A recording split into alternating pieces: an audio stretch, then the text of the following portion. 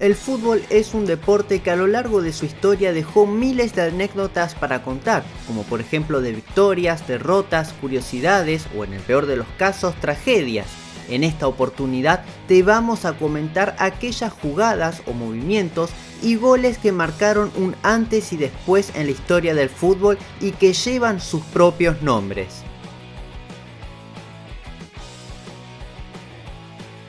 Y comenzamos con una de las tantas denominaciones históricas que tiene el fútbol, en este caso a la hora de marcar un gol. Y empezamos con la terminología hat-trick, denominación que se utiliza en el fútbol para decir que un jugador marcó 3 goles en un mismo partido, o también más conocido como triplete en castellano. Pero ahora bien, todos nos preguntamos por qué se dice hat-trick. Hat significa sombrero en inglés y trick, truco, también en este mismo idioma, pero para eso nos tenemos que remontar a la Gran Bretaña del siglo XIX, principios del XX, donde en las universidades de aquella región se practicaba y mucho el deporte del cricket, en el que se premiaba con una gorra o sombrero a aquel jugador que lograba eliminar a 3 bateadores, algo que era muy difícil, y de ahí surgió la terminología hat-trick para aquel jugador que lograba esta asombrosa marca. Ahora vos me dirás, todo muy lindo con el cricket, pero ¿qué tiene que ver la denominación hat-trick con el fútbol? Bueno, digamos que en Inglaterra, país en el que se practicaba el deporte del cricket y en el que prácticamente nació el fútbol, comenzó a quedar este tipo de terminología a lo largo del tiempo, que comenzó a emplearse también en el deporte rey, en este caso el fútbol, para aquel jugador que lograba meter 3 goles en un partido. Acá también en un principio se premiaba con una gorra o un sombrero al jugador que lograba meter 3 goles en un partido, pero con el transcurso del tiempo comenzaron a regalarle una pelota a aquel jugador que lograba esta asombrosa marca. Y así podemos decir que esta terminología comenzó a emplearse en el fútbol. Pero también está otro tipo de hat-trick, como por ejemplo el triplete perfecto, que es aquel jugador que logra marcar 3 goles, uno de cabeza, otro con la pierna izquierda y con la derecha, en 45 minutos, algo que es extremadamente difícil. Y después está el hat-trick asombroso, que es aquel jugador que logra marcar de penal, de tiro libre y un gol de jugada, 3 goles en un partido, algo que muy pocas veces logra verse en un partido oficial. En lo que respecta a datos estadísticos sobre el hat-trick, Cristiano Ronaldo y Messi son los jugadores con más tripletes anotados en la historia, mientras que el hat-trick más rápido lo hizo el sueco Magnus Arvidsson con el IFK Hässleholm en solo 89 segundos. Y continuamos con más definiciones a la hora de marcar un gol. En este caso tengo que mencionar acerca de la panenka, que es un tipo de ejecución a la hora de patear un penal. Este se caracteriza porque el pateador, en este caso el jugador, a la hora de rematar normalmente ejecuta con violencia o de una manera más directa al arco a la hora de patear un tiro penal. Pero en este caso la panenka trata de que a la hora de ejecutar la pelota desde los 12 pasos, el jugador debe levantarla apenas para hacer como una especie de globito o picársela al arquero para así engañarlo y tratar de marcar el gol. Un claro ejemplo de esto es el Loco Abreu, que era casi un especialista a la hora de definir a lo panenka o picándosela al arquero, como decimos acá, por los pagos del Río de la Plata. Ahora bien, vos te preguntarás por qué se denomina panenka a este tipo de remate a la hora de ejecutar un penal. Bueno, así se lo denomina porque el autor, el creador de este tipo de ejecución se llama Antonín Panenka. Me refiero al checo que fue figura en la gran final de la Eurocopa de 1976, en la que Checoslovaquia le ganó nada más ni menos que al quien era el vigente campeón del mundo por aquel entonces, que era Alemania Federal. Sí, Checoslovaquia se quedaba por primera vez con el título europeo al ganarle por 4-3 en la tanda de penales después de haber empatado 2-2 en el tiempo regular. Y el héroe y figura de esta gran consagración fue Antonín Panenka, que a la hora de ejecutar el remate definitorio de la tanda de penales terminó picándosela por encima al arquero y quedando así en la historia grande del fútbol mundial. Después sigue la historia del gol olímpico. Sí, de esta manera denominamos a la hora de marcar un gol cuando se remata desde un tiro de esquina y se mete directamente la pelota hacia el arco rival. Bueno, esto lo hizo un 2 de octubre de 1924 en la cancha de Barraca Central el ex jugador de Huracán Cesareo Onsari, que metió un gol de córner para la selección argentina en un duelo amistoso contra la selección de Uruguay, que terminó ganando el albiceleste por 2-1. Pero uno se preguntará, ¿por qué se le dice gol olímpico a esta clase de conversión desde un tiro de esquina? Bueno, porque el nombre proviene de los charrúas que habían salido campeones olímpicos meses atrás, sí, en los Juegos de 1924, y entonces Argentina, al ganarle, en los diarios se dijeron: le ganamos a los olímpicos, y de ahí quedó el gol olímpico de Cesareo Onsari, que gracias a él Argentina terminó ganando ese duelo amistoso. Aunque también hay otras versiones que indican que el primer jugador que metió un gol mediante esta vía fue Billy Alston el 21 de agosto del mismo año en la segunda división escocesa, pero lamentablemente el jugador del St. Bernards no tuvo la misma fama y suerte que sí tuvo Cesareo Onsari al marcarle ese tremendo golazo a la celeste. Pero también hay goles que dejaron de existir o que ya no se mencionan más, como por ejemplo el caso del gol de oro, que se utilizó en muchos torneos, incluso en una Copa del Mundo, y además se definió una final de Eurocopa, la del año 2000, con un gol de oro, que se trataba que si los dos equipos que estaban disputando una final o un duelo eliminatorio iban a la prórroga, o sea al tiempo extra, el equipo que marcaba primero el gol, que en ese caso sería el gol del triunfo, se quedaría con el partido ganado. Esto ya no empezó a utilizarse después, desde aquella final del 2000 en adelante prácticamente no se usó nunca más. También existió el gol de plata, que significaba que si un equipo marcaba durante la primera mitad de la prórroga y llegaba con ventaja al descanso, se proclamaba campeón. Obviamente estas reglas que denominaban los goles de oro y de plata ya no existen más y no se ponen por obra en el fútbol moderno. Y otro tipo de denominación a la hora de marcar un gol que en teoría ya no debería existir o que ocurre poco frecuentemente es el gol fantasma, que se refiere a aquella definición que es dudosa, que no fue supervisada correctamente por el árbitro del partido y obviamente marca gol cuando no lo es, o a veces no termina marcando gol cuando sí lo es. Por ejemplo, vamos a dar el caso cuando la pelota entra en el arco completamente, o sea, supera la línea de gol, pero el referee no lo cobra, como por ejemplo fue aquel gol de Frankie Lampard cuando marcó en los octavos de final del Mundial de Sudáfrica del 2010, cuando pateó la pelota, esta golpeó primero en el travesaño y picó adentro, ¿sí?, del área de gol, o sea, pasando la línea del arco, pero el referee no convalidó el gol. Y también está aquel gol fantasma en el que la pelota no entra completamente al arco rival, pero el árbitro termina convalidando el gol. Un claro ejemplo fue aquel convalidado a Geoff Hurst en la final de la Copa del Mundo de 1966 entre Inglaterra y Alemania. De hecho, ahí surgió la denominación gol fantasma, claramente aquel remate de este jugador inglés en el que la pelota primero impactó en el travesaño, luego picó en la línea del arco rival, pero no entró completamente, aunque el referee de aquel momento terminó convalidando ese gol que no valía. En teoría, esta clase de gol ya no debería existir más, porque está el VAR, también está el ojo, entre comillas, de halcón, que está supervisando si la pelota entra completamente o no a un arco rival. Pero puede fallar, como dijo Toussaint, y a veces puede que el VAR o los referees del partido terminen inconvalidando un gol que sí es y cobrando uno que realmente no lo fue. Y ya dejamos de lado los tipos de nombres que reciben los goles para pasar a hablar acerca de aquellos movimientos, piruetas o lujos que puede realizar algún jugador y que se los denomina de una manera específica. En este caso comenzamos con la Rabona, que tiene una fecha de nacimiento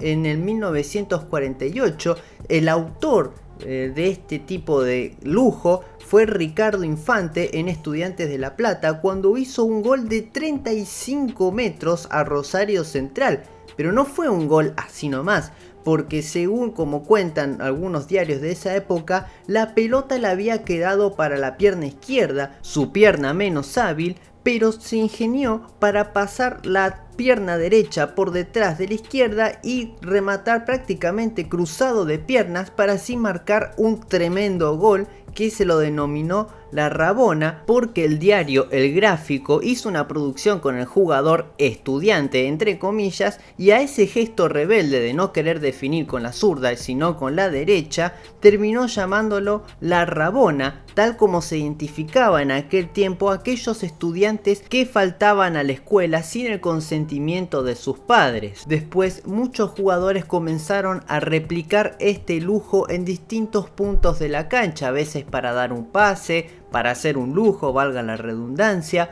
tirar un centro o en el mejor de los casos hacer un tremendo gol.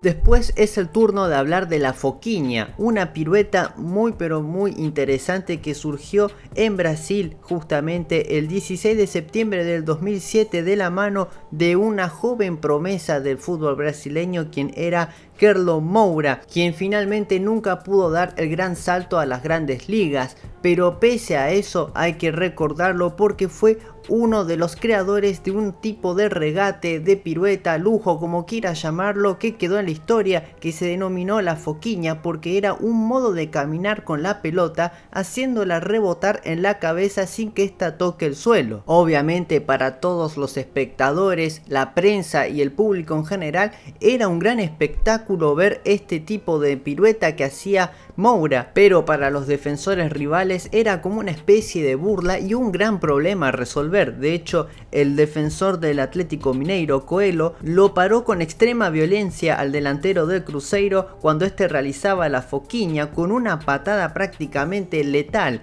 Obviamente esto generó mucha controversia en la prensa de Brasil, pero pese a todo eso hay que mencionar que esta pirueta quedó en la historia y son muy pocos los que la realizan en un partido oficial y más cuando las papas queman. Otra de las piruetas más conocidas que hay en el fútbol es la palomita. Según la historia dicen que el primero que se inventó este tipo de acrobacia y de pirueta fue el delantero chileno Guillermo Zubiabre, quien comenzó a jugar para el Colo-Colo en 1926 y que era un especialista a la hora de cabecear. Muchos dicen que comenzó a inspirarse en los clavados de natación ya que él estuvo en la Armada de Chile y de ahí comenzó a realizar esta clase de cabezazos como por ejemplo la palomita. Pero según el periodista uruguayo Diego Lucero en un artículo publicado en el diario Clarín en 1960, quien apodó a este tipo de cabezazo palomita fue el jugador argentino Pablo Bartolucci,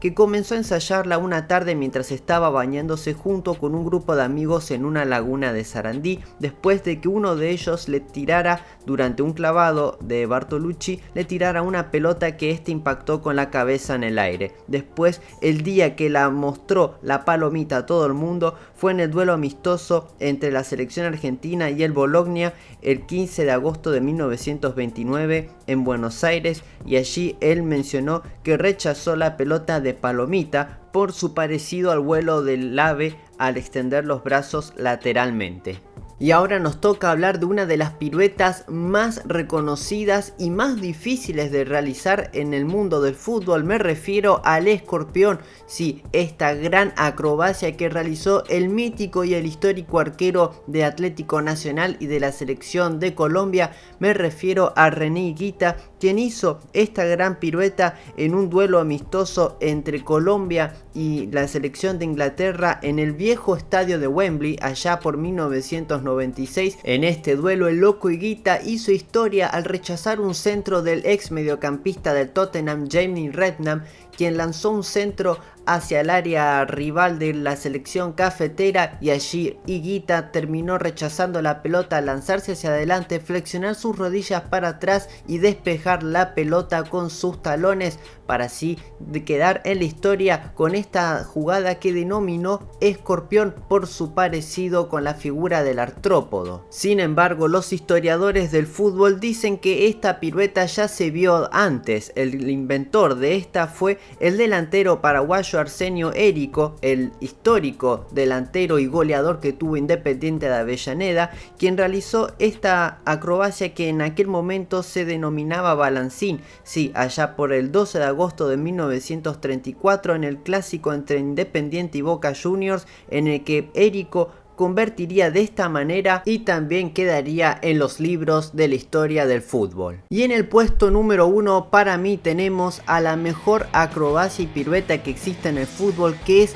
nada más ni menos que la chilenita. Para mí es una de las mejores porque es una de las más difíciles de hacer, porque tenés que reclinar tu espalda hacia atrás, impulsarte con una pierna mientras la otra está arriba, después bajar la pierna que está arriba y colocar la otra sobre la región de la cabeza para poder golpear la pelota mientras está en el aire. Pero la pregunta que todos nos hacemos es: ¿quién fue el inventor de la chilenita? ¿A quién se le ocurrió hacer esta clase de acrobacia en un partido? Pero el inventor de esta pirueta fue el joven vasco Ramón Unzaga, que llegó a Chile a la edad de 12/14 años y comenzó a jugar para el equipo Estrella de Mar, que hacía de local en el estadio El Morro del puerto de Talcahuano, donde un 16 de enero de 1914 realizó esta pirueta para tratar de despejar la pelota. Y muchos se preguntarán cómo se le ocurrió hacer esta clase de maniobra. Bueno, digamos que Ramón era atleta especialista en salto en alto, salto con garrocha y 100 metros con vallas, así que más o menos tenía una idea de cómo realizar esta pirueta. Pero recién la apodaron a esta maniobra la chilenita en el Sudamericano de 1916, cuando él jugaba para la selección de Chile en este campeonato que se desarrolló en Argentina, y justamente la prensa de nuestro país fue la que le puso el nombre de chilenita porque justamente lo hizo un jugador del país trasandino, y quedaron todos maravillados al ver esta tremenda maniobra que claramente marcó un antes y un después en la historia del fútbol. De la chilenita surgieron dos maniobras que son muy parecidas, por ejemplo la tijera o la media chilena, que consiste en pegarle a la pelota levantando las piernas en el aire y cruzándolas, como un movimiento muy similar al instrumento justamente de la tijera. Y después la otra, que es muy parecida pero salvando un poco las distancias a la media tijera, es la volea, que vos te tenés que mantener en pie con una pierna y con la otra, con la de que sos hábil, puede ser izquierda o la derecha, y así terminás impactando la pelota. El claro ejemplo fue el golazo de Zinedine Zidane en aquella final de la UEFA Champions League. Y de bonus dejo algunos regates muy interesantes que también tienen su propio nombre, como por ejemplo la bicicleta, que consiste en pasar las piernas en forma de círculos por encima de la pelota. La leyenda dice que el creador de este tipo de regate fue el jugador de Boca Juniors Pedro Bleo Jornal, más conocido como Calomino, pero también está la historia, entre comillas, oficial, que identifica a Augusto Arenas, un jugador chileno de la década del 50, como el inventor de este regate. Después está la conocida ruleta marsellesa o Marsella, que consiste en encarar a un jugador contrario sin perder la velocidad ni la posición de la pelota, efectuando así una rotación por encima del balón y realizando una vuelta de 360 grados para así dejar de lado al adversario. Después tenemos uno de los regates más contemporáneos, que es la boba, quien fue nada más ni menos que el inventor Andrés D'Alessandro, el ex jugador de River y leyenda del Internacional de Porto Alegre, que realizó este regate que consiste en el control de la pelota y 2 falsos enganches para luego avanzar con un caño al marcador. Y por último y no menos importante está la clásica y reconocida vuelta al mundo, un truco que se utiliza mucho en el freestyle y que rara vez se lo ve realizar a un jugador en un campo de juego, pero la verdad es muy lujoso. Y de esta manera llegamos al final de este video en el que te contamos todos aquellos regates, trucos y goles que tienen su propio nombre e historia en el fútbol. Espero que te haya gustado el video. Si me faltó algún regate o algún truco, ponelo en la caja de comentarios. Da tu opinión acerca de cuál de todos los que enumeré te gustó más, tanto en los goles como regates y acrobacias, y no te olvides de darle pulgar para arriba al video, de compartirlo con todos tus amigos y de suscribirte al canal y prender la campana de notificaciones. Nos vemos hasta una nueva entrega del Observador Deportivo.